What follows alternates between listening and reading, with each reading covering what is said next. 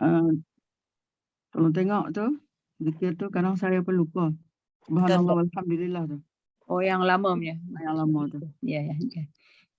Subhanallah walhamdulillah wa la ilaha illallah wallahu akbar. Subhanallah walhamdulillah wa la ilaha illallah wallahu akbar. Subhanallah walhamdulillah ولا إله إلا الله والله أكبر. سبحان الله والحمد لله ولا إله إلا الله والله أكبر. سبحان الله والحمد لله ولا إله إلا الله والله أكبر. سبحان الله والحمد لله ولا إله إلا الله والله أكبر. سبحان الله والحمد لله ولا إله إلا الله والله أكبر. سبحان الله والحمد لله ولا إله إلا الله والله أكبر. حسبي ربي جل الله ما في قلبي غير الله. Allah حسبي ربي يا الله ما في قلبي غير الله. نبي محمد صلى الله. حسبي ربي جل الله ما في قلبي غير الله. نبي محمد صلى الله. حسبي ربي جل الله ما في قلبي غير الله. نبي محمد صلى الله. حسبي ربي جل الله ما في قلبي غير الله. نبي محمد صلى الله. تبنا إلى الله ورجعنا إلى الله وندمنا على ما فعلنا. تبنا إلى الله ورجعنا إلى الله وندمنا على ما فعلنا. تبنا إلى الله ورجعنا إلى الله وندمنا على ما فعلنا. فسبحان من لا يقدر الخلق قدره ومن هو فوق العرش فرد موحد. مليك على السماء مهيمن. Lagi apa? Lupa dah tu. لعزته تعلو الوجوه وتسجد. فسبحان من لا يقدر الخلق قدره ومن هو فوق العرش فرد موحد. مليك على عرش السماء مهيمن. بعزته تعلو الوجوه وتسجد. فسبحان من لا يقدر الخلق قدره ومن هو فوق العرش فرد موحد. مليك على السماء بعزته تعلو الوجوه وتسجد. حسبي ربي جل الله ما في قلبي غير الله نبي محمد صلى الله حسبي ربي جل الله ما في قلبي غير الله نبي محمد صلى الله حسبي ربي جل الله ما في قلبي غير الله محمد صلى الله حسبي ربي جل الله ما في قلبي غير الله نبي محمد صلى الله حسبي ربي جل الله ما في قلبي غير الله نبي محمد صلى الله لا إله إلا الله الملك الحق المبين محمد رسول الله صادق الوعد الآمين لا إله إلا الله الملك الحق المبين محمد رسول الله صادق الوعد الآمين لا إله إلا الله الملك الحق المبين محمد رسول الله صادق الوعد الآمين لا إله إلا الله الملك الحق المبين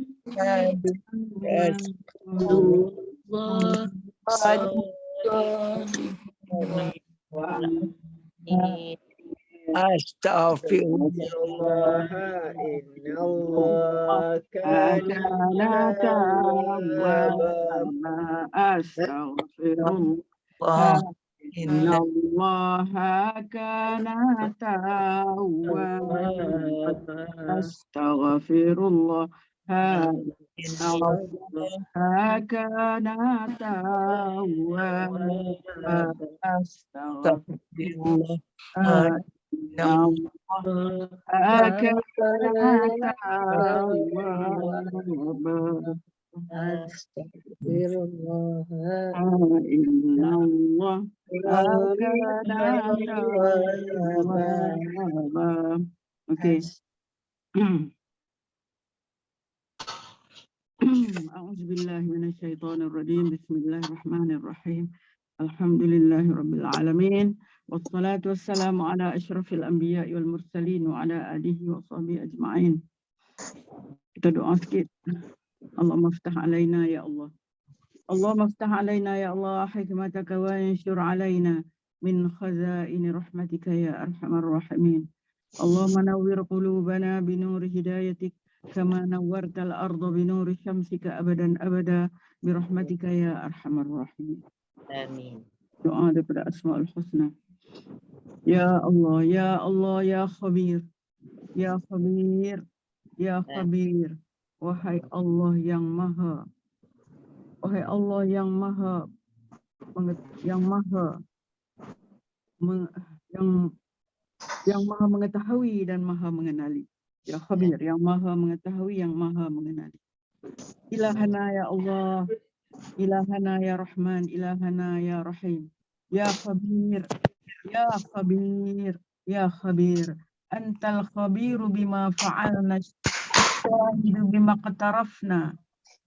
Faha nahnu baina yadaik wal amru minka wa ilaika wala wasilata ilaika illa bik wala yanfa'una siwa judika wa karamika fakullul umuri minka wa ilaika wa ahwaluna la yakhfa alaika Allahumma arhamna birahmatin minka تغننا عمن سواك وتوصلنا بها إلى رضاك.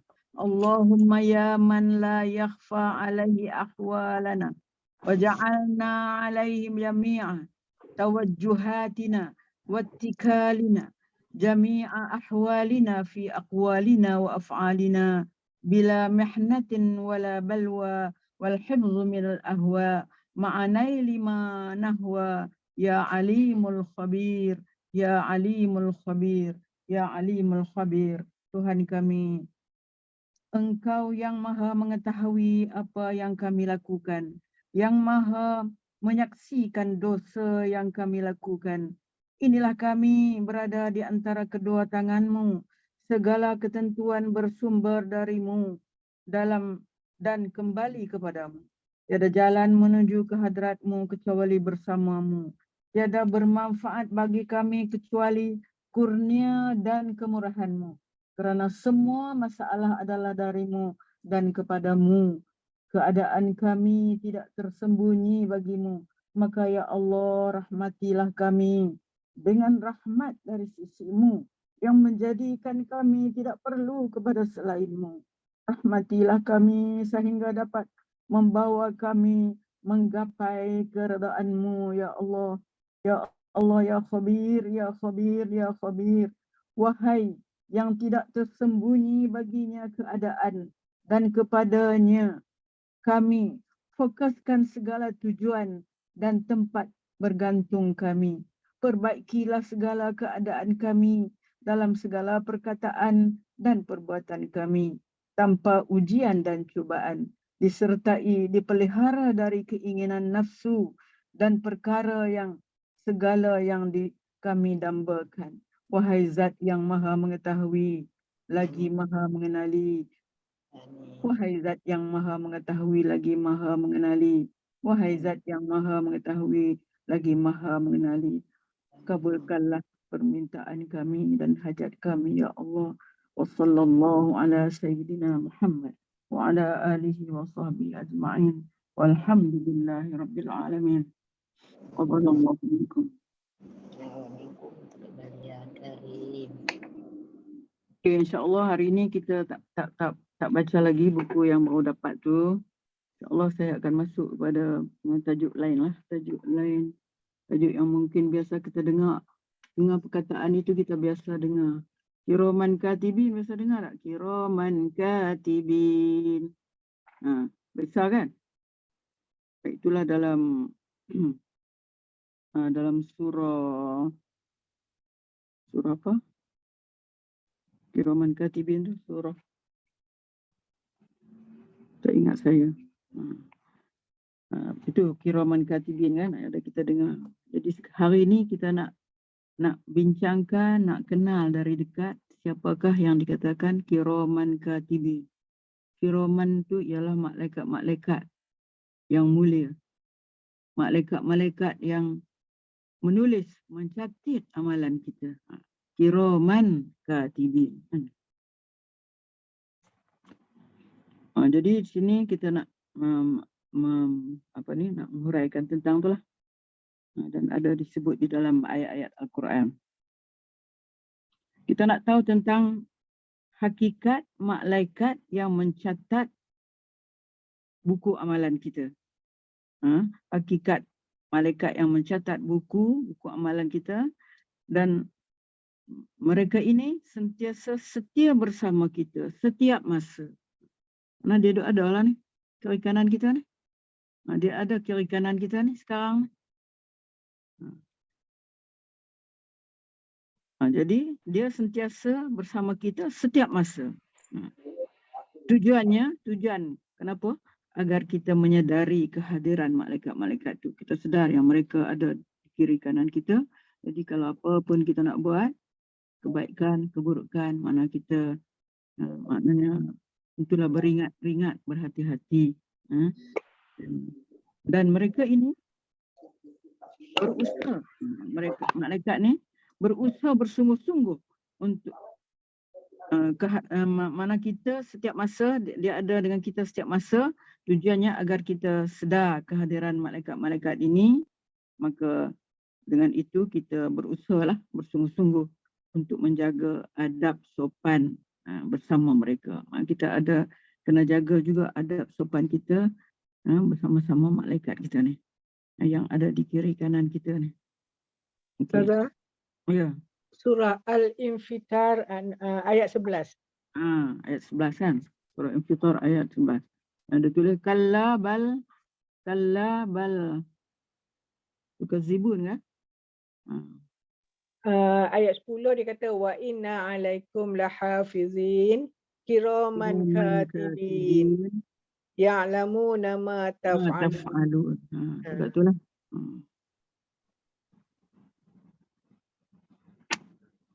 Kiraman katibin ya'lamuna ma taf'alun.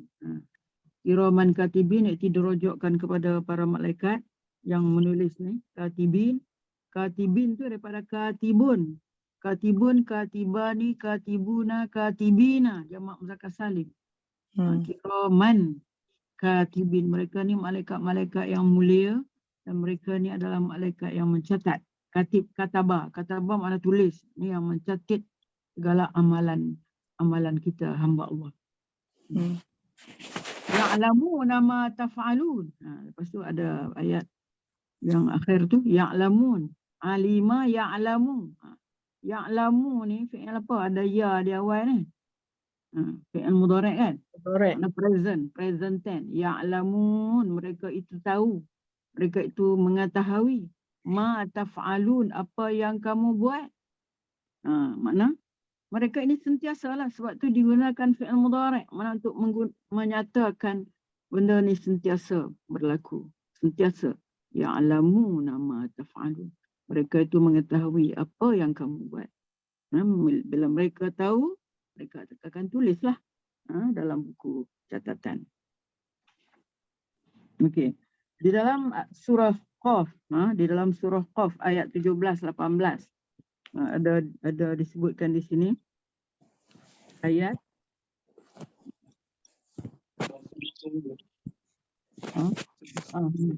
Surah Qaf. Surah Qaf ayat 17-18. Ini tentang beriman kepada malaikat ni. Yakni kita mengimani kewujudan malaikat pencatat amalan. Ni yang kita sebut tadi tu, kiraman katibin tu. Mengimani kewujudan malaikat pencatat amalan ni merupakan kewajipan setiap Muslim. Iman. Kita beriman ni daripada rukun-rukun iman ni. Iman dengan para malaikat. Di antaranya malaikat yang menulis, yang mencatat amalan kita. Merupakan kewajipan setiap Muslim. Hal ini kerana Allah berkali-kali menyebutkan tentang malaikat ini di dalam Al-Quran. Salah satunya dalam ayat yang akan saya baca ni, iaitu dalam surah Qaf ayat 17-18. Iz yatalaqqal mutalaqqiyani 'anil yamini wa 'anil shimali qa'id. Ma yalfidhu min qawlin illa ladaihi raqibun 'atid. Ayat 17-18. Iz yatalaqqal mutalaqqiyan. Ketika malaikat mencatat amal perbuatannya, seorang duduk di sebelah kanan dan seorang lain duduk di sebelah kiri. Iz yatalaqqal mutalaqqiyan. Ingatlah ketika dua malaikat yang mencatat amal perbuatan kita, amal perbuatan manusia ini. Iz yatalaqqal mutalaqqiyan. Dia duduk di mana? Anil yamin. Seorang duduk di sebelah kanan. Yamin tu kanan.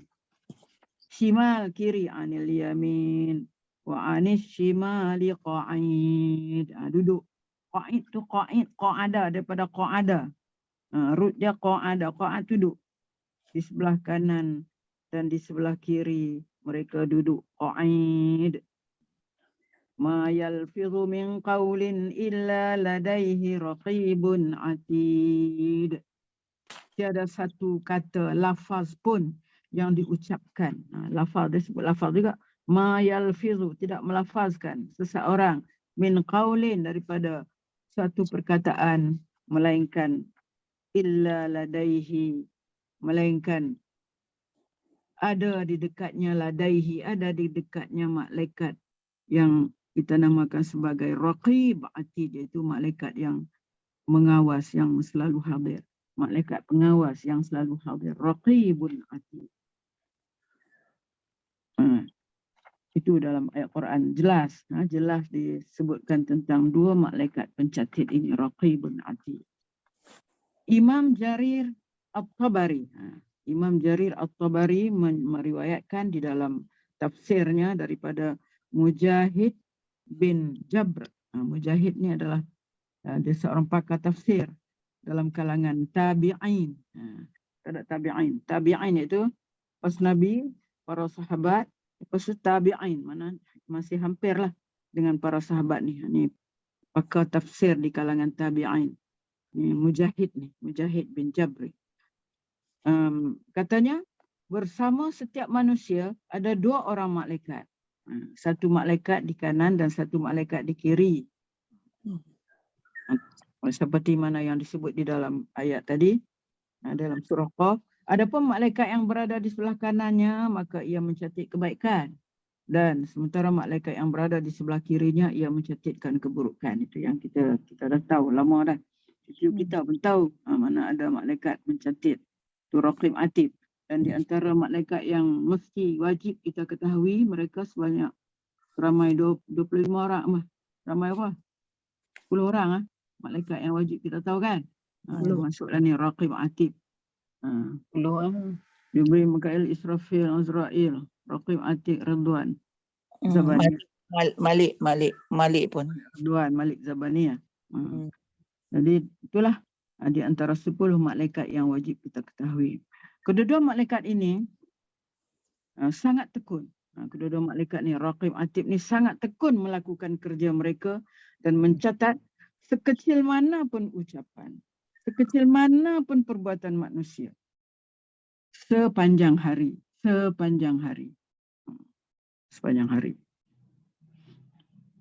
Pada waktu petang, mereka akan menutup catatan amalan hari itu, lalu naik ke langit untuk melaporkan semuanya kepada Allah SWT. Tugas mencatat diserahkan kepada kedua-dua malaikat lain pula, yang bertugas pada malam hingga pagi. Jadi dia ada giliran dia lah. Jadi yang malaikat ni naik ke atas melaporkan semua kepada Allah. Lepas tu tugas tu diserahkan kepada dua malaikat lain pula yang bertugas pada malam sampai pagi. Apabila berakhir masa bertugas, malaikat yang baru akan datang menggantikan tugas malaikat sebelumnya, dan begitulah seterusnya, seperti mana juga disebutkan oleh Allah di dalam Al-Quran juga. Berapa tak ingat di sini ya, dia tak catat di buku ni. Itulah yata'aqabuna fikum malaikatum bil-laili wa malaikatum bin-nahar. Oh, ini bukan. Ini adalah hadis, hadis Rasulullah. Hadis yang diriwayatkan daripada Abu Hurairah. Yata'aqabuna fikum malaikatum bil-lail wa malaikatum bin-nahar. Saling bergantian. Yata'aqabuna tu makna saling bergantian. Turun kepada kamu para malaikat. Malaikat iaitu malaikat malam hari, dan para malaikat pada waktu siang. Malaikatum bil-laili wan-nahar wa malaikatum bin-nahar wa yajtami'una fi salatil fajri. Mereka ini berjumpa pada saat salat subuh. Yajtami'un, mereka berjumpa pada saat salat sembahyang subuh dan salat asar. Karena bertemu ni untuk nak tukar shift lah kan. Kemudian malaikat yang telah tinggal bersama kamu naik ke langit dan ditanya oleh Tuhannya. Malaikat yang tadi bertugas pada waktu malam ke, waktu siang ke tadi itu sampai malam, dia naik kepada Allah, padahal ia lebih mengetahui, padahal Allah lebih tahu. Tapi Allah tanya, apa yang sedang hamba-Ku lakukan di waktu kamu tinggalkan dia tadi? Apa hamba-Ku sedang buat waktu tu kamu tinggalkan dia tadi? Mereka menjawab, malaikat jawab, ketika kami tinggalkan, mereka sedang solat. Dan ketika kami datang, mereka juga sedang solat. Mana? Solat asar ataupun solat subuh lah. Itu dikatakan kelebihannya kita sembahyang asar, dan di situ kita berdoa, kita berzikir kan. Begitu jugalah sembahyang subuh. Sebab masa tu berlaku pertukaran giliran malaikat yang akan naik menyembahkan catatan amalan tu kepada Allah, yang mana Allah akan bertanya, padahal Allah tahu, mana Allah akan bertanya, apa hamba-Ku sedang buat. Itu dia sedang sembahyang tadi. Maka aku tinggalkan. Dan ketika datang balik malaikat ni, mereka sedang solat. Itulah dia kelebihan kita melakukan ibadah sembahyang subuh, pergi berjamaah pula kan. Itu dia juga sembahyang asar.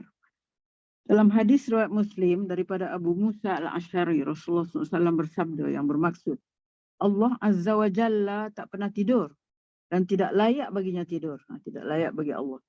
Kita baca dalam ayat kursi kan. La ta'khudhuhu sinatun wala naum.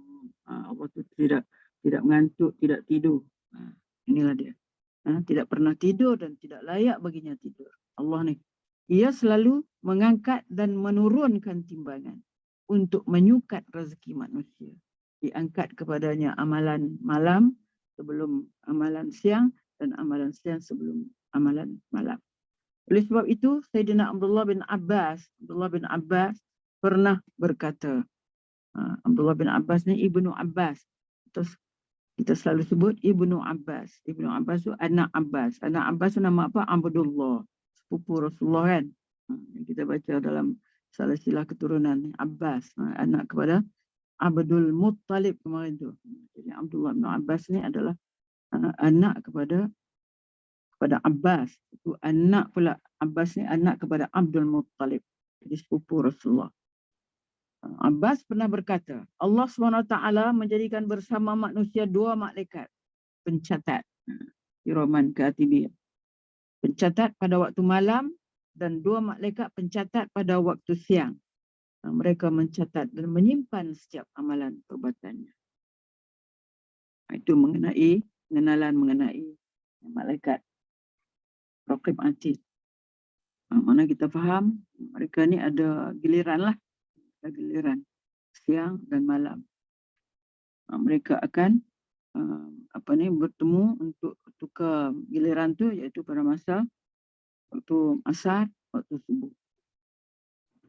Jadi seterusnya kita lihat bagaimana sejauh mana sayangnya para malaikat ini kepada manusia. Sayangnya para malaikat ini kepada manusia. Yang ada kiri kanan kita ni sayang sangat kat kita ni. Nak menulis kebaikan, dia cepat je nak menulis kebaikan. Tapi nak menulis keburukan ni, dia masih macam teragak-agak lagi nak tulis keburukan ni. Sampailah keburukan kita lakukan, barulah dia tulis. Lagi tak ni, tak lakukan, dia tak tulis. Pelbagai hadis daripada Nabi SAW menceritakan bahawa para malaikat pencatat amalan ini sangat cinta, sangat sayang kepada manusia. Mereka sangat suka jika melihat manusia melakukan ketaatan sehingga mereka akan mencatatkan menjadi 10 kebaikan atau lebih.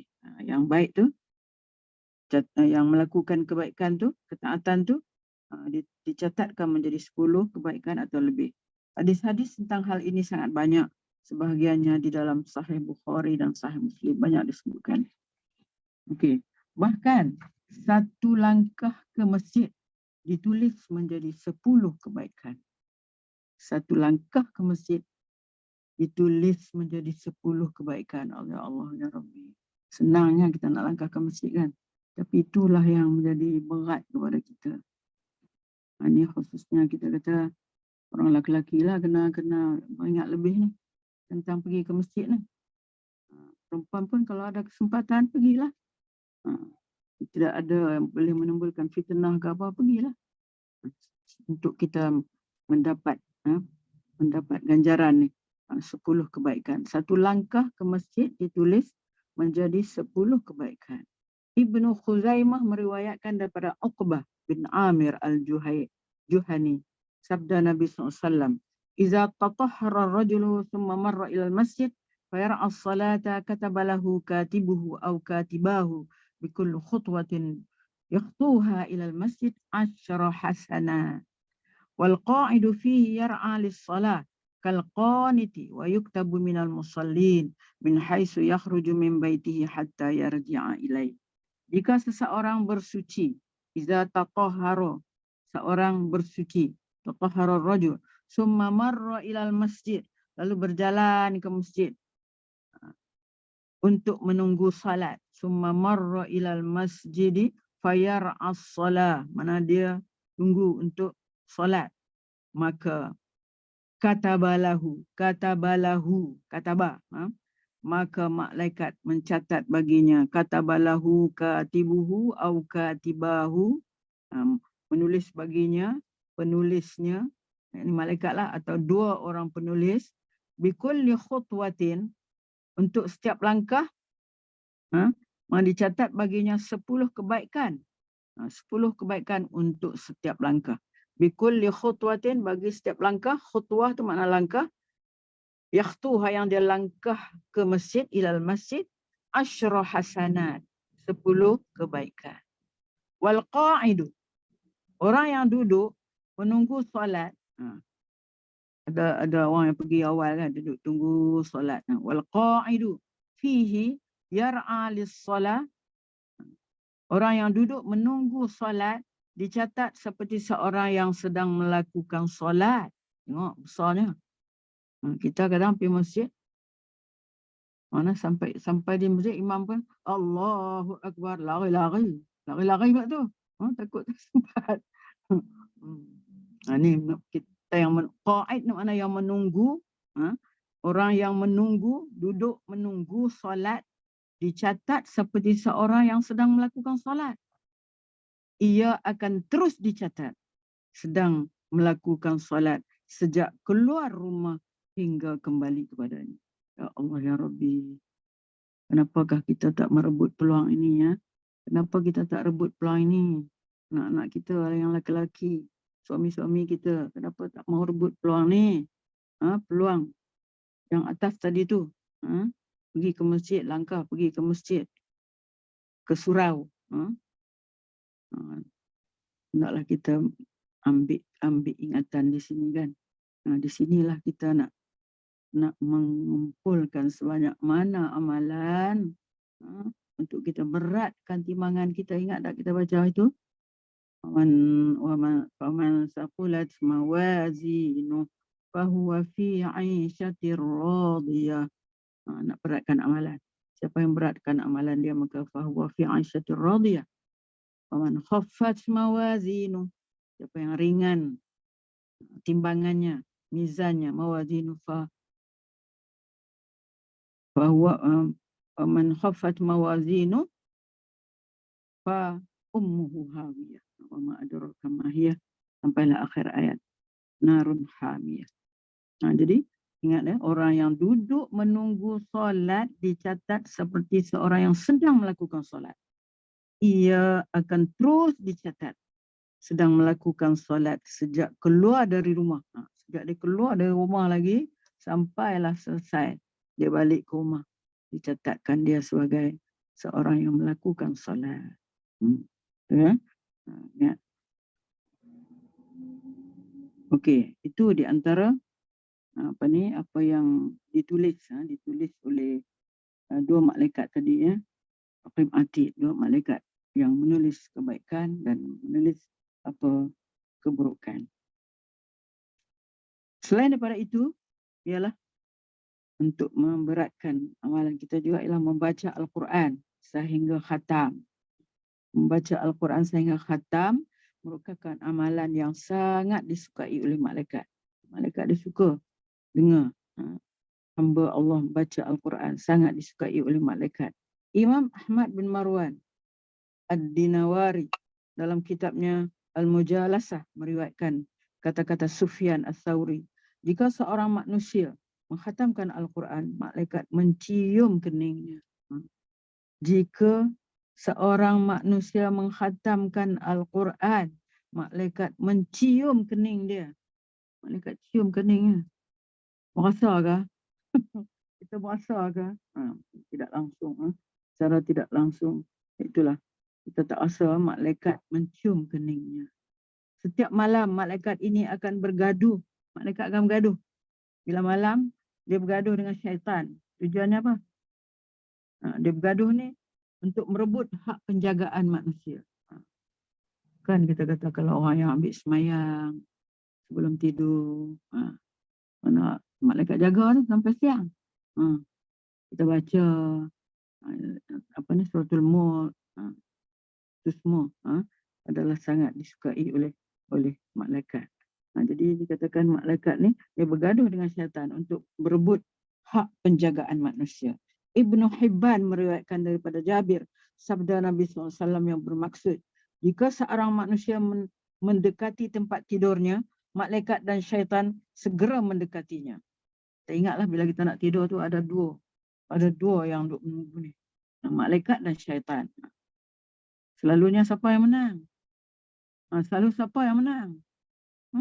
Nak baca suratul Mulk, dah mengantuk, mata dan tak jadi.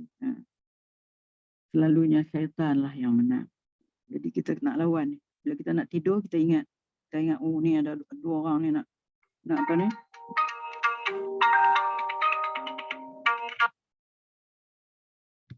Assalamualaikum. Ya. Saya baru siap. Siap ah? Tak apalah. Ada apa? Tengok Ustaz. Tak ada siapa? Ustaz ada situ. Ustaz tak ada. Tak apa sebab saya duk buat ni online ni. Oh, saya tutup pintu lah. Tutup pintu. Lepas tu Okey, masih bos selak tu noh, bos selak. terima kasih. Terima kasih. Ustaz ada kat luar tu. Okay. Sorry ya. Maaf orang main cuci tu, main servis apa? Servis tempat air. Jadi jika seorang manusia mendekati tempat tidurnya, malaikat dan syaitan segera mendekatinya. Malaikat berkata, tutuplah amalmu dengan kebaikan. Syaitan kata, tutuplah dengan keburukan. Bukanlah makna simbolik lah, maknanya hati kita tu jadi terdorong. Nak buat ke tak buat? Nak buat yang baik ke tak buat? Banyak kan amalan-amalan yang patut kita lakukan sebelum kita tidur. Contohnya ambil semayang, ambil wudu, baca suratul Mulk. Contohnya kita baca ayat-ayat sebelum tidur tu. Ayat apa? Ayat kursi. Kursi, baca Anta Rabbi la ilaha illa anta. Baca tu banyak-banyaklah lagi. Kita baca lah. Zikir-zikir lah. Tapi kadang-kadang tenggelam habis macam tu saja. Menanglah syaitan, ketawalah syaitan. Jika ia menyebut nama Allah, mana seorang yang nak tidur tu dia sebut nama Allah, kalau dia sebut la ilaha illallah ke ataupun dia baca-baca ke ada zikir ke, maka malaikat itu menjaganya sehingga pagi. Malaikat akan jaga sehingga pagi. Ingat tu. Bukan berat pun amalan yang kita nak buat. Semuanya ada dalam ingatan kita. Kita boleh buat terus. Kita lawan dengan syaitan. Dengan terpedaya dengan dia. Yang kita rasa malas tu syaitan lah tu. Rasa malas, tak nak lawan. Begitulah cintanya malaikat kepada amal kebaikan manusia. Malaikat ini bukan terus mencatat perbuatan baik yang biasa dilakukan oleh manusia. Meskipun orang itu tidak lagi dapat melakukannya kerana sesuatu halangan. Maknanya malaikat terus mencatat perbuatan baik yang biasa dilakukan oleh manusia meskipun orang itu tidak lagi dapat melakukannya kerana sesuatu halangan. Ini kita lihat di dalam ayat Al-Quran tu. Falahum ajrun ghairu mamnun. Bagi mereka adalah ganjaran yang tidak putus-putus. Banyak orang kalau dia daripada masa mudanya dia biasa melakukan amalan-amalan itu. Contohnya dia biasa buat semayang duha, dia biasa baca Al-Quran. Mana setiap hari dia baca sikit ke banyak ke, dia baca zikir-zikir yang dia tahu, zikir-zikir zikir yang kita kata zikir berganda ke, mana dia buat daripada masa dia muda lagi, terus Sampai bila masa dia tak boleh buat? So, dia sakit ke? Sakit, tak boleh dah, tak buat dah. Tak daya lagi dah nak buat. Apa tu pun tak ingat lagi, ingatan tu tak ada dah. Tak ingat dah nak buat. Tak normal lah kita punya ni. Tak boleh fikir dah mana yang baik, mana yang buruk. Jadi pada masa itu dikatakan bahawasanya malaikat akan terus mencatat. Meskipun orang itu tidak lagi dapat melakukannya kerana sesuatu halangan. Itu halangan. Ustazah, Ya. Ustazah, kalau macam orang yang nyanyuk tu macam mana Ustazah? Nyanyuk tu lah, termasuk lah. Masuk Masuklah dia nyanyuk kan. Dia nyanyuk. Dulu kalau dia tak nyanyuk, dia memang buatnya. Tapi dah nyanyuk, buat macam mana? Jadi akan falahum ajrun ghairu mamnun. Maka bagi mereka adalah ganjaran yang tidak putus-putus. Mana ditulis terus. Kita jangan risaulah. Sebab itu kita sendiri, kita ingatkan diri kita. Kita nak melakukan sementara kita ingat ni. Sementara kita ingat, kita buat dalam keadaan kita sedar ni. Kita sedar dan kita insaf. Dan kita ingat segala nikmat Allah SWT kepada kita. Mana kita buat sekarang ni.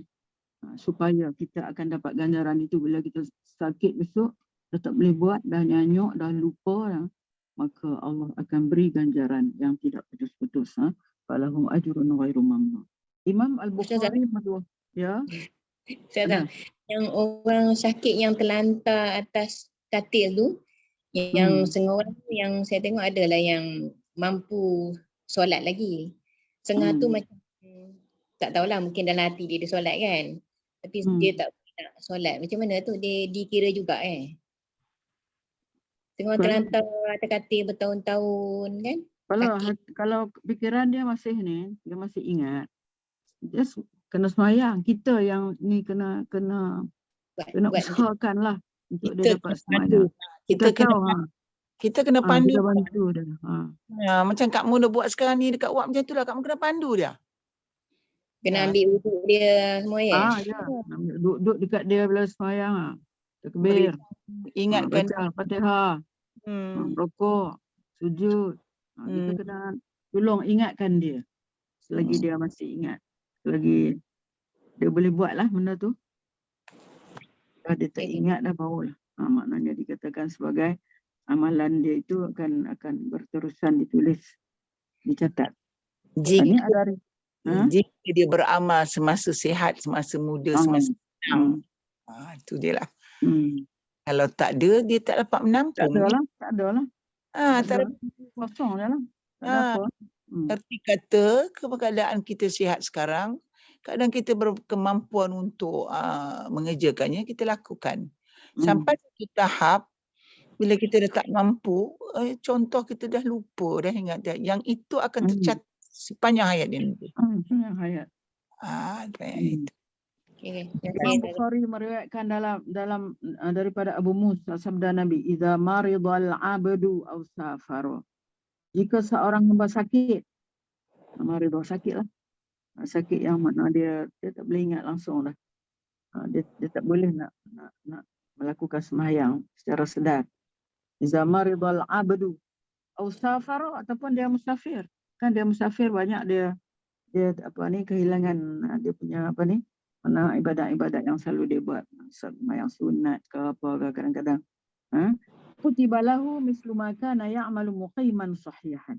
Jika seorang hamba sakit atau dia musafir, ditulis untuknya pahala ibadah yang biasa dia lakukan ketika sihat, maka na ya'malu muqiman sahihan. Masa dia sihat dan masa dia tidak musafir, masa dia bermukim. Ditulis seperti itu. Namun sebaliknya tidak ada sesuatu yang lebih berat untuk para malaikat ini daripada melihat manusia melakukan maksiat. Kalau manusia melakukan maksiat, malaikat rasa berat. Rasa berat untuk para malaikat melihat manusia melakukan maksiat kepada Allah SWT. Oleh sebab itu, setiap kali manusia melakukan keburukan, malaikat ini hanya mencatatkan untuknya satu keburukan sahaja. Catat satu je. Kalau buat baik 10 tadi kan. Kalau buat ni satu saja. Dalam hadis riwayat Muslim daripada Abu Hurairah diceritakan bahawa Setiap kali seorang hamba berniat melakukan kejahatan, malaikat melaporkan lebih dulu kepada Allah SWT. Bagi tahu dulu ke Allah. Ya Allah, hamba-Mu ni nak melakukan keburukan. Allah SWT lalu menurunkan perintah. Awasilah dia. Tengok dulu, awas dulu. Jika dia melakukan juga, kalau dia tak buat, tak apa. Kalau dia lakukan juga, tulislah satu saja keburukan. Namun, jika dia meninggalkannya, maka tuliskan satu kebaikan. Kalau dia buat keburukan tu, tulis satu keburukan. Kalau dia buat baik, tulis satu. Kalau dia tak buat, dia meninggalkan, mana tulis satu kebaikan. Kenapa? Kerana dia meninggalkannya kerana Allah. Kerana dia meninggalkan keburukan itu lillahi ta'ala, kerana Allah. Malaikat tanya dulu kepada Allah. Okey. Tentang menjaga kesopanan. Jaga sopan kita dengan malaikat. Allah SWT menyebut malaikat pencatat amalan sebagai hamba mulia. Kiraman katibin tadi ya. Wa kalla bal tukadzibuna biddin wa inna alaikum lahafizin kiraman katibin ya'lamuna ma taf'alun. Dalam surah tadi ya, surah apa ni, Al-Infitar, surah Infitar, idza as-sama'u fatarat. Ada tu ayat 9 hingga 11. Sesungguhnya bagi kamu ada malaikat-malaikat yang mengawasi. Bagi kamu ada malaikat-malaikat yang mengawasi. Wa inna alaikum lahafizin. Bagi kamu malaikat-malaikat yang mengawasi. Hafizin tu malaikat-malaikat yang mengawasi kamu. Maksudkan itulah raqib atid. Kiraman katibin, yang mulia. Kiraman, malaikat yang mulia. Katibin, yang selalu mencatat. Ya'lamuna ma taf'alun. Mereka itu mengetahui apa yang kamu lakukan. Malaikat yang Allah SWT muliakan kedudukannya berhak mendapat penghormatan daripada kita. Oleh sebab itu, sudah selayaknya kita menunjukkan sikap sopan kepada malaikat-malaikat ini. Tunjukkan macam mana kita nak tunjukkan sopan ni. Jika kita perhatikan hadis-hadis Nabi SAW, kita akan menemui banyak saranan untuk bersikap sopan kepada para malaikat. Salah satunya hadis Bukhari daripada Abu Hurairah bahawa Nabi SAW bersabda, "Idza qama ahadukum ila as-salah fala yabsuqu amamahu fa innama yunajillah ma dama fi musalla wala an yaminihi fa inna an yaminihi malakan." Jika salah seorang daripada kamu berdiri untuk solat, maka janganlah meludah ke hadapan. Mungkin ini tabiat orang Arab pun kita tak buat macam tu lah kan. Mungkin ada tabiat orang Arab zaman dulu, dia suka meludah. Sebab ia sedang bermunajat kepada Allah SWT, jangan meludah ke hadapan. Dan jangan pula meludah ke sebelah kanan. Fala yabsuqu amamahu fa innama yunajillah madama fi musalla wala an yamini, dan jangan meludah sebelah kanan, an yamini fa inna an yaminihi malakan. Kerana apa? Sebab di sebelah kanannya ada malaikat. Di sebelah kanannya ada malaikat. Itu daripada apa ni, kita nak menunjukkan kita kesopanan kita kepada para malaikat. Para malaikat duduk di sebelah kanan, jangan meludah. Seboleh mungkin kita mesti menyadari kehadiran malaikat ini. Justru kita dituntut untuk menghormati dan berasa segan dengan malaikat ini sebagaimana perlakuan kita apabila berada bersama dua orang lelaki soleh. Hal ini kerana kedua-dua malaikat itu sangat sensitif. Setiap dosa yang kita lakukan akan sangat mengganggu mereka. Daripada Ibnu Umar, Nabi bersabda, "Idza kadzabal 'abdu taba'ada 'anhul malaku mailan min natsni ma ja'a bih." Apabila seorang hamba berdusta, ini keburukan yang kita buat ni, maka kedua malaikat jauh diri hingga satu batu. Mailan tu makna satu batu. Kenapa dia jauhkan diri? Min natsni ma ja'a bih, kerana berbau busuk yang diakibatkan daripada perbuatan hamba tadi. Perbuatan hamba iaitu hamba itu berdusta. Itu adalah satu perbuatan yang buruk, satu perbuatan yang busuk dari pihak malaikat. Mana dia menjauhkan diri. Para sahabat Nabi sangat meyakini perkara ini sehingga mereka memperlakukan malaikat yang tidak nampak di mata seolah-olah melihatnya. Diriwayatkan bahawa Sayyidina Abu Musa al-Ash'ari selalu menutup auratnya meskipun beliau mandi di tempat yang tertutup. Abu Musa al-Ash'ari, sahabat, dia selalu menutup auratnya meskipun dia mandi di tempat yang tertutup. Itu jugalah. Mungkin kita pun elok pada diri kita ni, mana kita tutuplah walaupun kita mandi di tempat yang tertutup. Sebahagian daripada sahabat Nabi SAW ini berkesempatan untuk melihat malaikat tersebut selama hidupnya. Ada di antara para sahabat Nabi yang berkesempatan untuk melihat para malaikat selama hidup dia. Ini adalah sebagai satu, kita katakan karamah kan? Karamah daripada Allah Subhanahu Wa Taala. Salah seorang daripadanya ialah Imran bin Al-Husain. Kita ada juga dengar hadis-hadis yang diriwayatkan daripada Imran bin Al-Husain ni yang menetap di Basrah. Dia ni orang Basrah. Ini orang Iraq lah. Al-Hafiz Ibnu Abdul Bar dalam kitabnya Al-Isti'ab fi Ma'arifatil Ashab mengatakan bahawa sahabat Nabi SAW ini, Al-Ash'ari ini, dapat melihat dan berbicara dengan malaikat pencatat amalannya selama dia hidup. Itu satu karamah lah, satu kemuliaan lah yang Allah bagi kepada dia.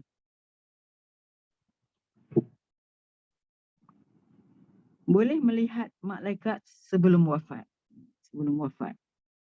Al-Hafiz Abu Nu'aim Al-Isfahani dalam kitab Hilyatul Awliya meriwayatkan ucapan Wahib bin Ward, seorang tokoh hadis dan zuhud sekitar abad 2 Hijrah. Saya mendengar bahawa setiap orang yang akan meninggal dunia, maka kedua-dua malaikat yang selalu mencatat amal perbuatannya di dunia akan menzahirkan diri untuknya. Mana?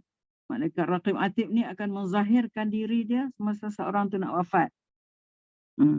Jika orang itu hamba yang taat, maka kedua-dua malaikat itu akan berkata kepadanya. Kalau dia seorang yang taat, malaikat itu akan kata kepada dia, kata apa? Malaikat itu akan berkata kepada terima kasih. Terima kasih banyak, engkau merupakan kawan yang sangat baik. Betapa banyak tempat-tempat baik yang kamu bawa kami kepadanya. Dan betapa banyak ucapan baik yang kamu perdengarkan kepada kami. Semoga Allah SWT membalas kebaikan kamu sebanyak-banyaknya. Ini datang malaikat tu ucap kepada kita. Mana sudah terima kasih banyak-banyak sebab dia apa yang ditulis, apa yang dia cakap, semua yang baik-baik. Sebab apa? Sebab dia kata kamu merupakan kawan yang sangat baik, banyak tempat baik yang kamu bawa kami. Betapa banyak ucapan, tempat baik kamu bawa kami, kamu ucapkan, kamu kata-kata ucapan yang baik, kamu perdengarkan kepada kami. Semua tu kebaikan yang ditulis oleh malaikat. Jadi sambil dia doa lagi, semoga Allah membalas kebaikan kamu sebanyak-banyaknya. Itu kalau orang yang baik, orang yang taat. Kita haraplah kita termasuk dalam kalangan ini. Amin ya rabbal alamin. Tapi jika orang itu seorang hamba yang tidak baik, maka kedua-dua malaikat tadi menterbalikkan ucapannya. Balik daripada tadilah. Mereka berkata, semoga Allah menjauhkan kebaikan daripada kamu. Berapa banyak tempat buruk yang kamu bawa kami kepadanya. Betapa banyak ucapan buruk yang kamu perdengarkan kepada kami. Semoga Allah SWT tidak membalas kebaikan kepadamu. Sebalik yang tadi. Moga-moga Allah hindarkan kita daripada tergolong daripada kalangan orang yang tak baik. Sebab dua malaikat itu akan datang mengucapkan perkara yang tidak baik kepada kita. Dia doa pula, semoga Allah tidak membalas kebaikan kepadamu. Wahib berkata, itulah sebabnya kita melihat mata orang yang sedang nazak itu terangkat kerana melihat dua malaikat yang datang kepada dia. untuk mengucapkan baik ataupun buruk kepada kita. Semoga Allah SWT memberi kita pengakhiran hidup yang baik dengan kemurahan dan kelebihan rahmatnya. Itulah dia sedikit pengenalan kepada dua malaikat, itu Raqib Atid ni, yang mana kita boleh buat kesimpulan Raqib Atid adalah malaikat pencatat kebaikan dan keburukan. Dan selain daripada itu, kedua malaikat ni yang kita sebut tadi, mana mereka akan datang kepada kita semasa kita akan semasa kita berada dalam keadaan nazak, dia datang kepada kita dan dia akan ucapkan. Kalau yang kepada orang yang baik akan ucapkan ucapan yang baik, dan kepada yang tidak baik dia akan mengucapkan ataupun berdoa supaya Allah balas, supaya Allah tidak balas kebaikan kepada orang yang tidak baik. Okey, itulah dia. Sekarang saya pergi pula kepada mizan. Apa dia mizan? Mawazin. Mana timbangan tu? Timbangan yang disebut mizan atau timbangan lah. Mizan dia punya mufrad satu, mawazin banyak. Timbangan akhirat. Timbangan akhirat, di akhirat nanti. Imam Abu Daud dan Al-Hakim meriwayatkan melalui jalur Hasan Al-Basri daripada Aisyah radhiyallahu anha. Hadis ni daripada isteri baginda Rasulullah SAW. Beliau berkata, suatu hari aku teringat akan neraka sehingga membuatkan aku menangis. Isteri Nabi SAW, beliau berkata, suatu hari aku teringat akan neraka sehingga membuatku menangis. Rasulullah SAW lalu bertanya kepadaku, apa yang membuatmu menangis? Aku menjawab, aku teringat akan neraka lalu aku menangis. Adakah anda akan mengingati keluarga anda nanti pada hari kiamat? Nabi jawab apa? Apa yang membuatmu menangis? Aku menjawab, aku teringat akan neraka lalu aku menangis. Adakah anda akan mengingati keluarga anda nanti pada hari kiamat? Salah tanya agak, tanya Rasulullah. Ingat tak keluarga nanti hari kiamat? Kita pun nak tertanya-tanya juga. Kita ingat tak di atas dunia ni kita kasih sayang dengan siapa? Dengan anak-anak kita, dengan ibu kita, ayah kita, suami kita, anak-anak kita, adik-beradik kita, kawan rakan kita. Adakah anda akan mengingati keluarga anda nanti pada hari kiamat? Rasulullah SAW menjawab. Apa jawab Rasulullah? Amma fi salasati mawatina fala yadhkuru ahadun ahadan. Zakara yadhkuru. Fi'il mudhari' ni. Salasah kita tahu. Mana tiga. Dalam tiga tempat. Fala yadhkuru ahadun ahadan. Masalah yang dia ingat. Pada tiga tempat ni dia tak ingat. Fala yadhkuru, tidak mengingati seseorang akan seseorang. Bila? Indal mizan. Indal mizan. Hatta ya'lama ayakhiffu mizanuhu aw yathqulu. Itulah yang dia tak ingat. Adapun pada saat tiga keadaan maka tidak ada seorang pun yang akan mengingati orang lain. Iaitulah pada ketika mana? Pada saat penimbangan amal.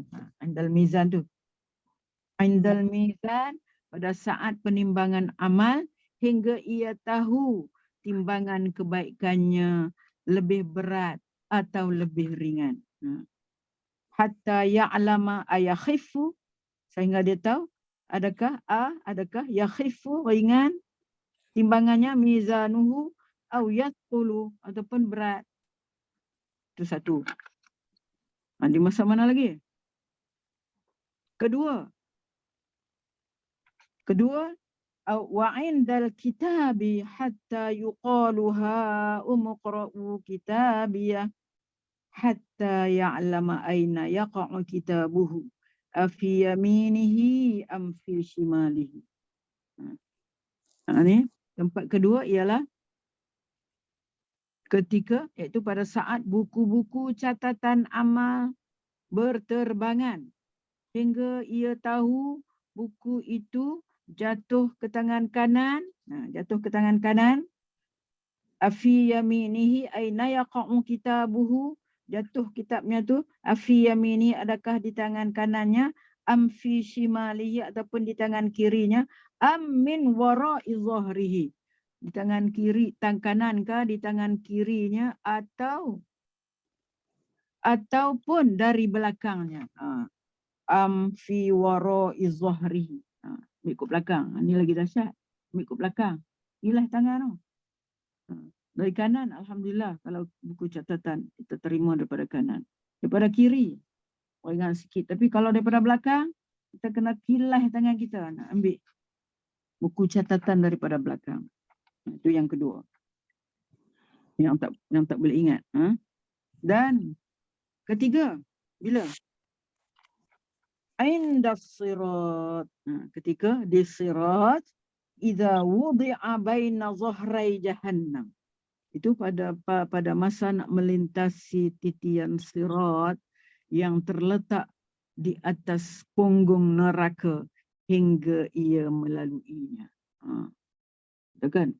Sirat tu dia ada antara neraka dan berakhir di syurga. Kalau ni dia jatuh ke dalam neraka lah. 3 tempat, 3 masa yang tak ingat. Tak ingat dah masa tu, tak ingat keluarga. Iaitulah ketika di mizan. Ketika di mizan, timbangan, melalui timbangan. Dan kedua ketika menerima catatan, sebelah kiri ke, sebelah kanan ke, di belakang ke. Dan ketika di sirat.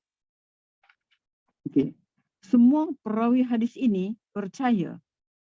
Maknanya terpercaya, mana siqah. Perawi hadis ini dipercayai. Siqah maknanya tak adalah perawi yang kita kata yang dari segi sanadnya dia kurang ke apa ni. Semuanya siqah. Boleh dipercayai, terpercaya. Hanya saja terjadi keterputusan antara Hasan Al-Basri dengan Siti Aisyah. Oleh sebab itu Al-Hakim berkata, hadis ini sahih sesuai dengan syarat Al-Bukhari dan Muslim. Andai tidak ada keterputusan atau irsal antara Hasan dan Aisyah, namun terdapat pelbagai riwayat yang sahih telah menceritakan bahawa Hasan pernah dibawa ke rumah Aisyah dan Ummi Salamah ketika ia masih kecil. Mana hadis ni petikai juga, tapi masihlah hadis ni diriwayatkan oleh orang-orang yang dipercayai as-siqah. Dalil akidah dari segi ni. Sebelum ini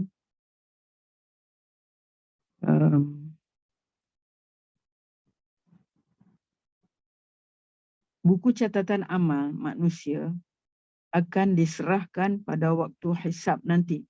Buku catatan amal manusia akan diserahkan pada waktu hisab nanti. Jadi penimbangan amalan di hadapan seluruh manusia yang sedang berdiri di padang mahsyar. Lanjutan daripada itu tadi, maknanya proses penimbangan amal ini di hadapan seluruh manusia yang sedang berdiri di hadapan mahsyar akan diteruskan semasa di padang mahsyar. Al-Qurtubi berkata, para ulama berkata, selepas hisab maka berlakulah penimbangan amal. Selepas hisab maka berlakulah penimbangan amal. Sebab penimbangan ini adalah untuk mengetahui balasan. Penimbangan amal untuk mengetahui balasan. Maka sewajarnya berlaku setelah perhitungan, setelah hisab. Hisab untuk mentaksir amalan. Kita kata hisab tu mentaksir amalan, dan penimbangan pula untuk mengetahui ukurannya. Taksir amalan. Kalau hisab, mana menaksir amalan. Kalau timbang, itu untuk mengetahui ukurannya agar balasan sesuai dengan ukuran amalan tersebut. Mana nak menunjukkan bahawasanya Allah itu Maha Adil lah. Akidah tentang perkara ini merupakan satu kepercayaan yang wajib diyakini kerana disebutkan berkali-kali di dalam Al-Quran. Salah satu daripada firman Allah di dalam surah Al-Anbiya ayat 47. Wa nadha'ul mawazinal qista liyaumil qiyamah fala tuzlamu nafsun syai'a wa in kana mithqala habbatin min khardalin ataina biha wa kafa bina hasibin. Kami akan mengenakan timbangan. Wa nadha'ul mawazin. Mawazin, mizan, timbangan. Timbangan yang tepat. Adil. Tepat. Liyaumil qiyamah, pada hari kiamat. Fala tuzlamu nafsun syai'a. Maka tiadalah seorang dirugikan walaupun sedikit. Fala tuzlamu nafsun. Tidak dizalimi. Seorang itu walaupun sedikit. Tidak dirugikan walaupun sedikit. Dan andai amalan itu wa in kana misqala habbatin, andai amalan itu hanya seberat biji sawi. Selalu kita jumpa kan dalam Al-Quran, misqala habbah min khardalin itu adalah berat biji sawi sekalipun. Ataina biha, misqala habbatin min khardalin, seberat biji sawi. Habbatin, biji, khardalin, sawi. Ataina biha, kami akan mendatangkannya. Walaupun sebesar biji sawi amalan kami akan datangkan, kami akan kira. Cukuplah kami sebagai pembuat perhitungan. Wa kafa bina hasibin. Cukuplah kami sebagai pembuat perhitungan. Hadis-hadis Nabi sallallahu alaihi wasallam yang menyebut tentang timbangan ini juga sangat banyak.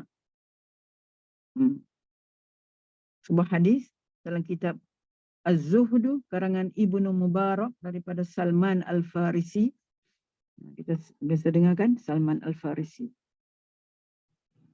Itu seorang daripada Farsi ni, yang dia membawa idea masa peperangan Ahzab atau Khandak. nak Khandak tu nak Khandak. Farid. Bin Farid. Korek parit kan. Idea dia lah Salman Al-Farisi. Diletakkan, kata dia, diletakkan timbangan pada hari kiamat. Andai langit dan bumi diletakkan di atasnya, nescaya ia cukup luas untuk keduanya. Dia pasal mana timbangan? Bumi dan langit kalau diletak atas itu pun masih luas. Cukup luas untuk keduanya, untuk langit dan bumi. Para malaikat bertanya, wahai Tuhan, untuk siapa timbangan ini? Allah SWT menjawab, untuk makhluk yang aku kehendaki. Para malaikat berkata, Maha suci engkau, kami belum menyembahmu dengan sebenar-benar ibadah. Para ulama menjelaskan bahawa salah satu tujuan diwujudkan timbangan tersebut adalah untuk memperlihatkan kepada manusia keadilan Allah SWT yang sangat tinggi dalam membalas setiap amal perbuatan mereka di dunia. Hakikat timbangan, hakikat dia apa? Hakikat ke timbangan ni benar-benar macam timbang ke ataupun macam mana? Kesimpulan dari pelbagai ayat dan hadis yang bercerita tentang perkara ini memberikan gambaran bahawa timbangan atau mizan tu ialah suatu alat yang akan dibawa ke hadapan seluruh makhluk pada hari kiamat nanti, kemudian digunakan untuk menimbang dengan sangat teliti walau sekecil manapun perbuatan baik atau buruk yang dilakukan seseorang. Alat ini memiliki dua bahagian. Satu bahagian untuk meletakkan amal kebaikan dan satu bahagian lagi untuk meletakkan amal keburukan. Mana bahagian yang lebih berat? Itulah yang akan menentukan nasib orang tersebut. Inilah akidah pegangan majoriti ahli sunnah wal jamaah sejak zaman sahabat dan para tabi'in. Kerana hakikatlah, makna timbangan itu betul lah. Meskipun begitu, sebahagian ulama dalam kalangan tabi'in berpendapat bahawa timbangan tersebut bukan satu hakikat, namun sekadar perlambangan. Lambang saja untuk keadilan ilahi. Mereka ialah ulama-ulama besar seperti Mujahid, Qatadah, Al-A'mash dan Ad-Dhahhak. Mereka berkata timbangan itu sebagai sebuah kiasan. Jadi dua pendapat di sini. Ada yang berpendapat Timbangan tu adalah hakikatnya macam disebut tadi, sampai boleh timbang langit dan bumi pun masih luas lagi timbang tu. Ini pendapat ni mengatakan sebagai sebuah kiasan. Sebenarnya tidak ada timbangan, yang ada hanyalah keadilan. Kata-kata ini diriwayatkan oleh Al-Qurtubi dalam tafsirnya.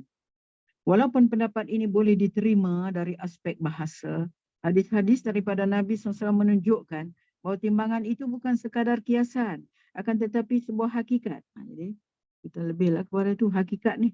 Hakikat betul timbangan ni. Mana besar timbangan ni. Imam Abu Ishaq Ibrahim bin Muhammad Az-Zajjaj, seorang pakar bahasa dari ahli tafsir ternama, berkata, ucapan ini memang boleh diterima dari segi bahasa, namun lebih utama mengikut hadis-hadis sahih yang menyebut adanya timbangan. Imam Al-Qushairi menyokong ucapan ini. Umat pada generasi pertama telah secara ijma' menerima. Generasi pertama, generasi sahabat sana telah menerima secara ijma', semuanya menerima zahir ayat dan hadis. Zahir, mana? Zahir ayat tu mana? Timbang. Timbang tu timbang yang betul-betul timbang lah. Macam timbang lah yang disebut tadi tu.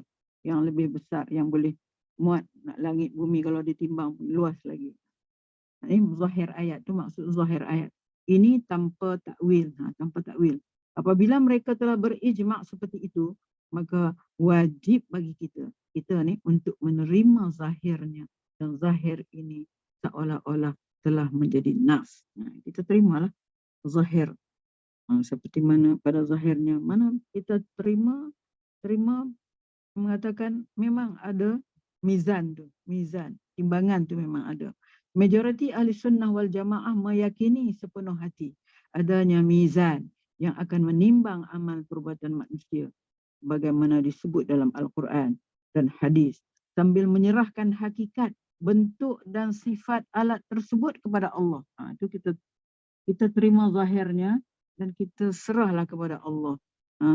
Kita nak kata besar macam mana ni, besar yang sampai boleh timbang langit bumi, Allah akbar, macam mana ni, nak sampailah pikiran kita untuk fikir. Jadi kita serahkan hakikat, bentuk dan sifat alat tersebut kepada Allah SWT. Imam Al-Baihaqi dalam kitab Al-I'tiqad berkata, meyakini adanya timbangan adalah satu kewajipan. Kewajipan atas dalil yang telah disebutkan tadi.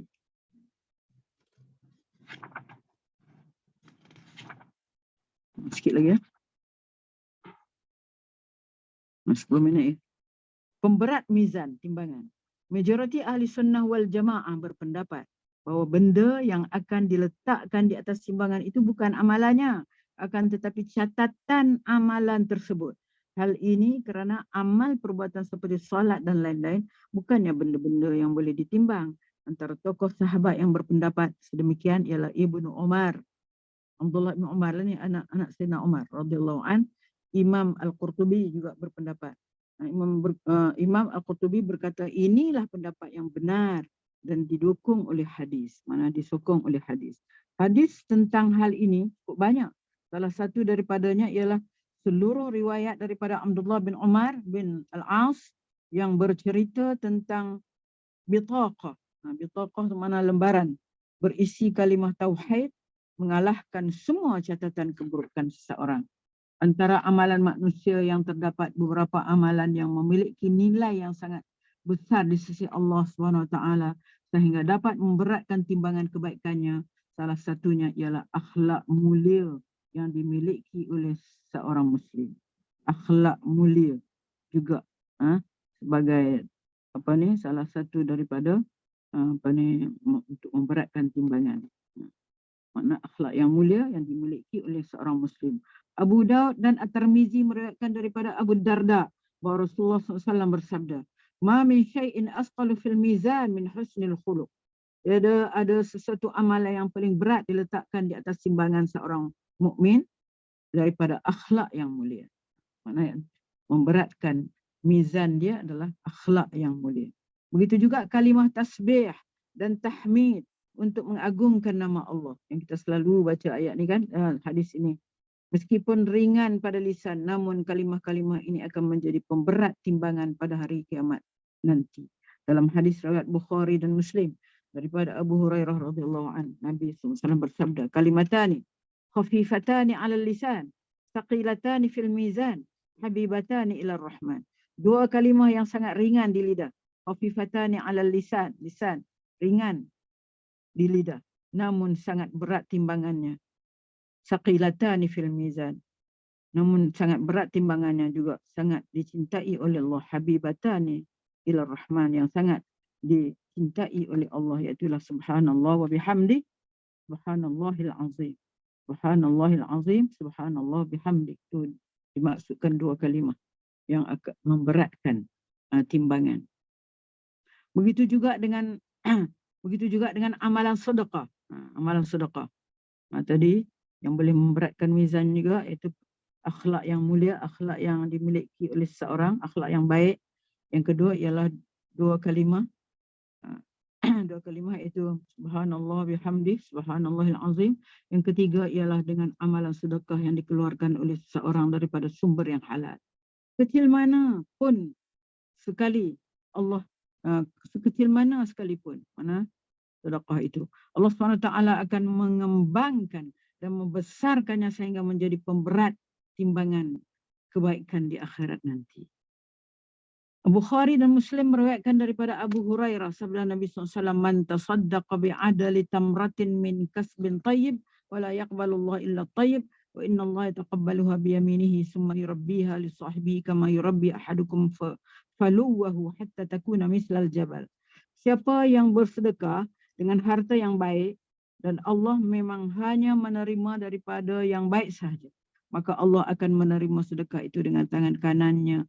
Lalu Allah akan menjaganya seperti mana salah seorang kamu menjaga haiwan ternaknya, lalu mengembangkannya hingga menjadi sebesar gunung. Sedikit pun kita bagi sedekah, mana Allah akan kembangkannya seperti sehingga menjadi seperti sebesar gunung. Al-Hafiz bin Hajar berkata, secara zahirnya sedekah ini dikembangkan zatnya hingga menjadi besar agar menjadi pemberat di atas timbangan nanti. Mungkin juga itu untuk menunjukkan besarnya pahala sedekah. Pahala sedekah itu sangat besar.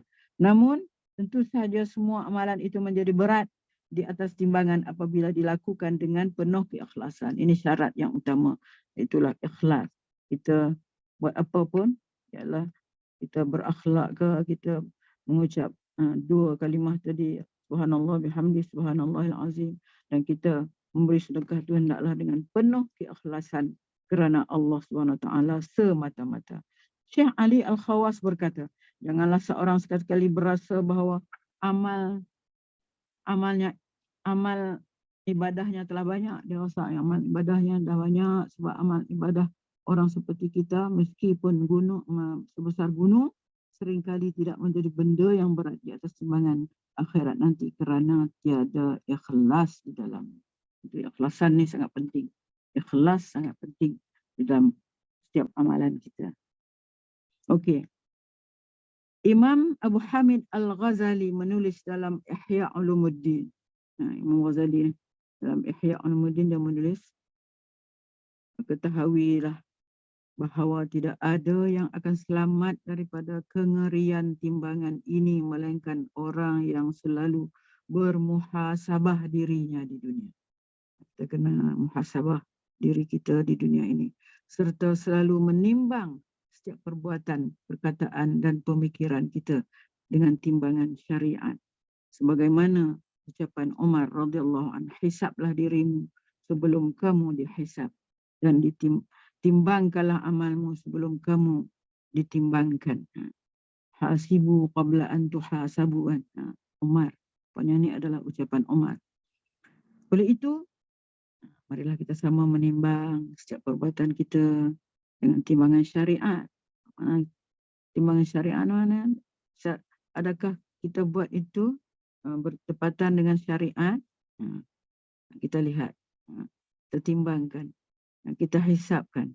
Adakah kita lakukan itu, kita mendapat taufik dan hidayah daripada Allah, sesuai dengan syariat kita, Letakkanlah setiap aktiviti yang hendak kita laksanakan di atas timbangan ini dan pastikan ia seimbang dengan peraturan-peraturan yang telah Allah SWT tentukan, tidak lebih dan tidak kurang. Seberat mana pun amalan kita di atas timbangan syariat ini di dunia, seberat itu jugalah amalan kita di atas timbangan di akhirat nanti. Malah jangan lupakan keikhlasan. Di mana yang disebutkan tadi, keikhlasan, kerana satu amalan ibadah yang dilakukan dengan ikhlas walaupun sedikit dapat memberatkan timbangan kebaikan kita. Namun jika tiada keikhlasan malah berganti dengan riak, maka ibadah berkenaan akan diletakkan di timbangan keburukan untuk memberatkannya. Itulah. Rasa cukup kah sangat tu? Kalau tidak ada lagi satu, itu yang sirat. Ingatlah dulu kot. Tinggal dah. Cukup banyak. Duduklah. Nampaknya macam mata pekat kecil semua. Saya nampak berat. Mata kecil, hati pun kecil, takut. Okeylah. Jadi apa yang saya nak kongsikan lagi, kalau ada apa-apa tentang tiga tajuk tadi tu, dua tajuk tadi. Itu tentang timbangan, tentang malaikat tadi, kiraman katibin.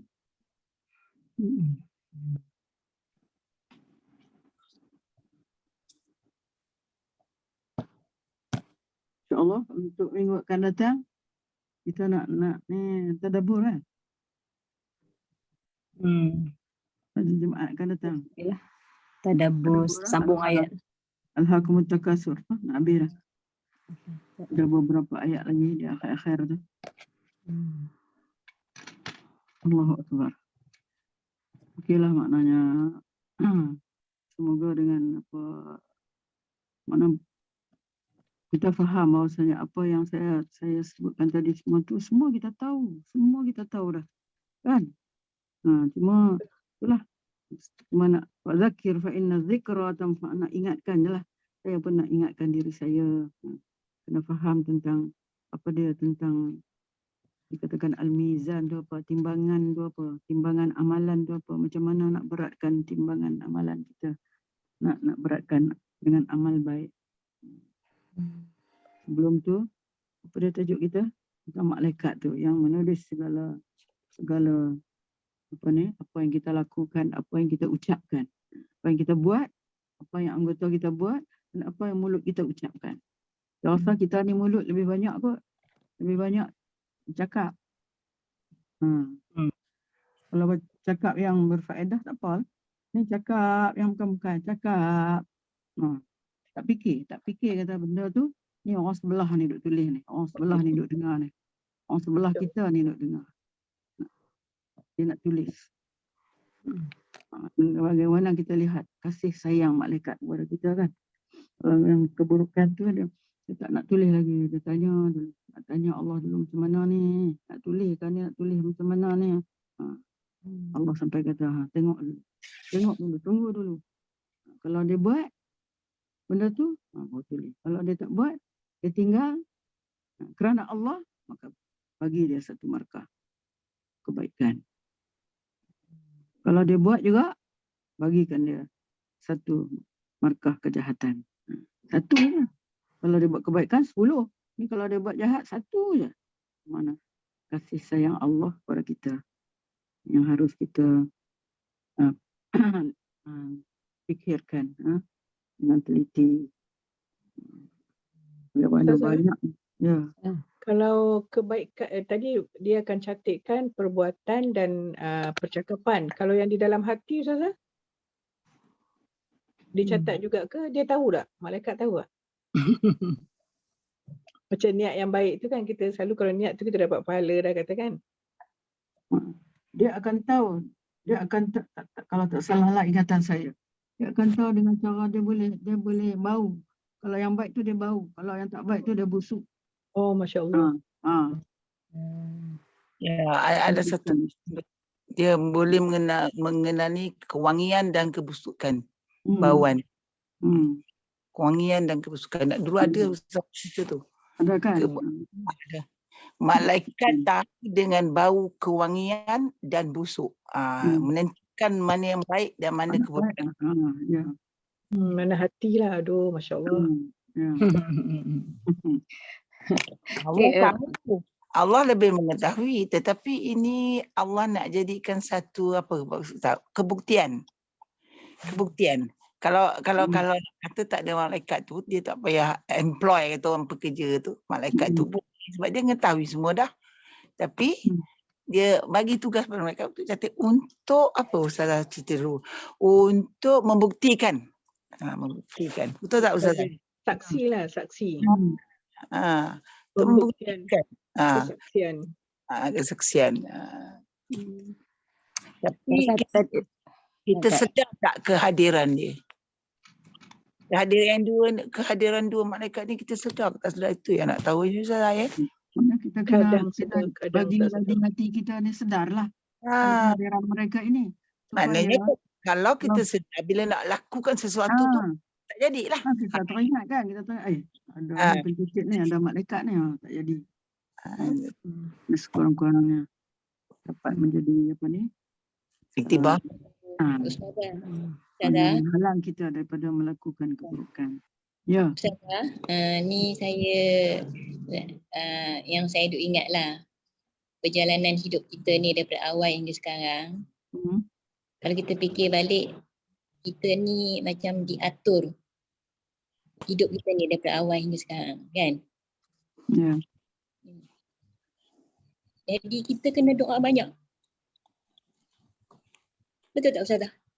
Ya. Kan? Kita kena percaya kepada qada qadar tu. Qada qadar kan? Tentuan Allah. Doa banyak. Banyak dengan Allah. InsyaAllah. Ya. Khatimah. Ya. Doa selalu kan?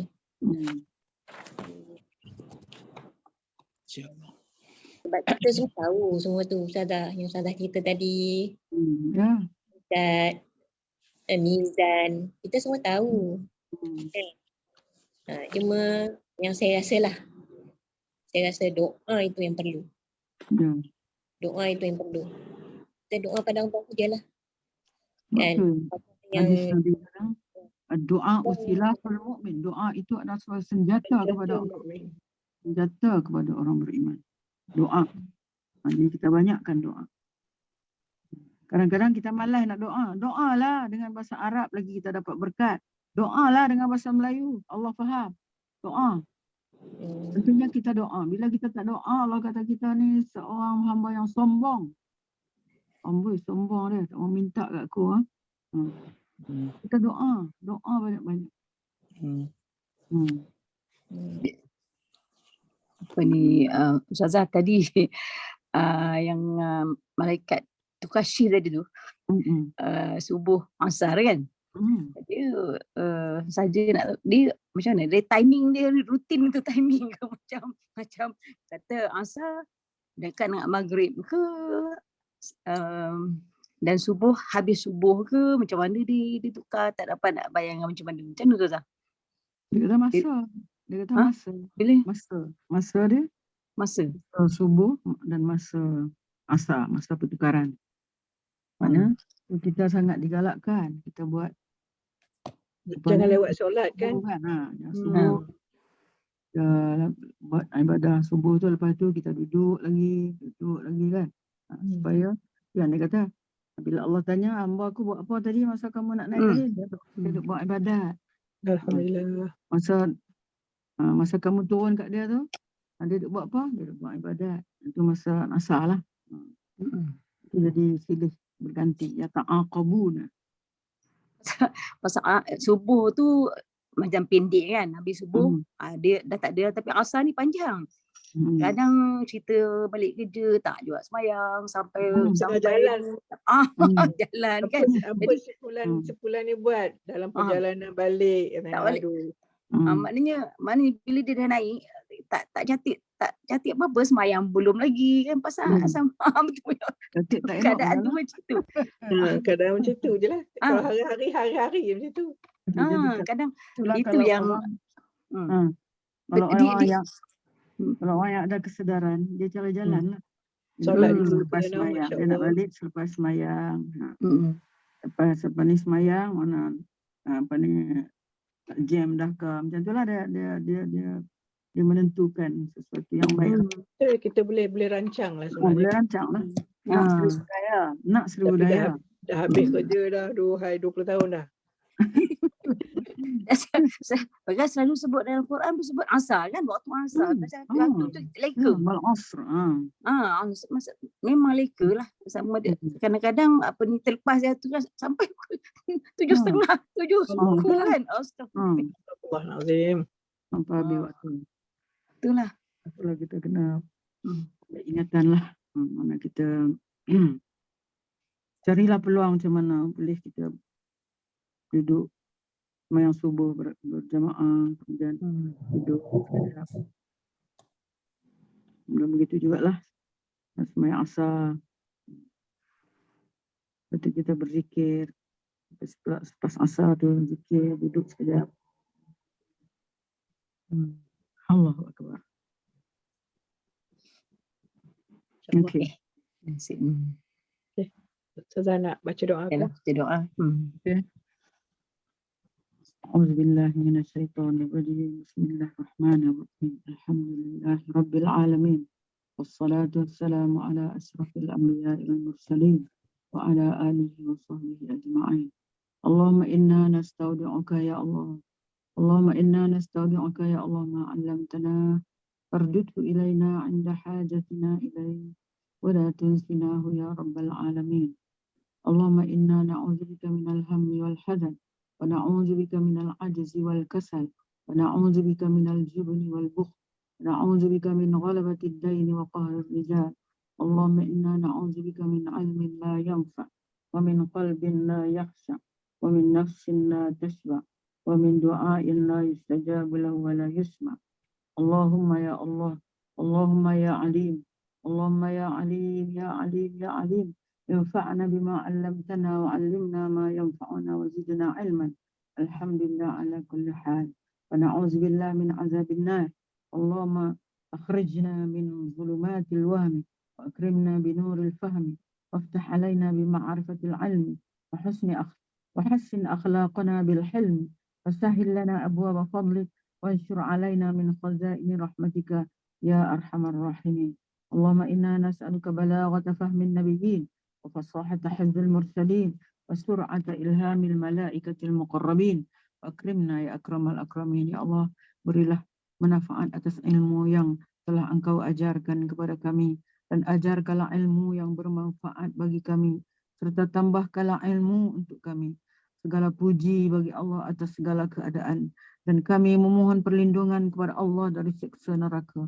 Ya Allah, ya Alim, ya Alim, ya Alim. Keluarkanlah kami dari kegelapan sangkaan waham dan muliakanlah kami dengan cahaya kefahaman. Bukakanlah kepada kami ma'rifat ilmu dan perelokkanlah akhlak kami dengan sopan santun. Mudahkanlah kami memasuki pintu-pintu keutamaan-Mu. Bangkitkanlah semangat kami dari berduka cita akan rahmat-Mu, wahai Zat yang Maha Pengasih. Ya Allah, sesungguhnya kami memohon kepadamu, sampaikanlah pemahaman sebagaimana para nabi, kefasihan sebagaimana hafalan para rasul, pantas memperolehi ilham sebagaimana para malaikat yang Engkau dekatkan denganmu dan muliakan kami ya Allah. Wahai Zat yang Maha Mulia, dan salawat dan salam sentiasa dilimpah kepada Nabi kita, Rasul kita dan cahaya kita Muhammad sallallahu alaihi wasallam serta keluarga dan sahabat beliau. Subhanakallahumma wa bihamdika asyhadu an la ilaha illa anta astaghfiruka wa atubu ilaik. Bismillahirrahmanirrahim. Al-'asr innal insana lafi khusr illa alladhina amanu wa 'amilus shalihat wa tawasaw bil haqqi wa tawasaw bis sabr. Sallallahu ala sayyidina Muhammad wa ala alihi wa sahbihi ajma'in. Alhamdulillahi rabbil alamin.